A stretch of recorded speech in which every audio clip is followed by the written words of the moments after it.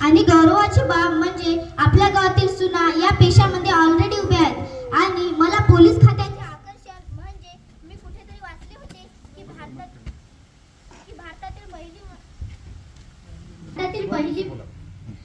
सर्वांना माझा नमस्कार. माझे नाव तनुजा संजय मुधोळ आहे. मी आज तुमच्या समोर पोलिसाच्या भूमिकेमध्ये उभी आहे. नुसतीच कॉन्स्टेबल म्हणजे शिपाई नाही तर पोलीस इन्स्पेक्टर म्हणून उभी आहे. आणि गौरवाची बाब म्हणजे आपल्या गावातील सुना या पेशामध्ये ऑलरेडी उभ्या आहेत आणि मला पोलीस खात्याचे आकर्षण म्हणजे मी कुठेतरी वाचले होते की भारतातील पहिली महिला IPS ह्या किरण बेदी आहेत. मग विचार केला, किरण बेदी ह्या कुठे आणि कधी IPS झाल्या आणि IPS म्हणजे काय असते? मला गुगलने व जेमिनीने या प्रश्नांची उत्तरे दिली. मिळालेल्या प्रतिसादावरून एकदम तर मी एवढी भारावून गेले की खूपच.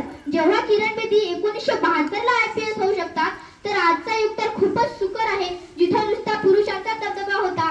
आणि जेव्हा एक स्त्री सर्वोच्च यशाला प्राप्ती करून गेली तेव्हा आनंद व अभिमान एकदाच वाटला. म्हणून आदरणीय किरण बेदीची काही कारकीर्द मी तुमच्या पुढे सांगणार आहे. त्यांचा जन्म 9 जून 1949 ला अमृतसर येथे झाला.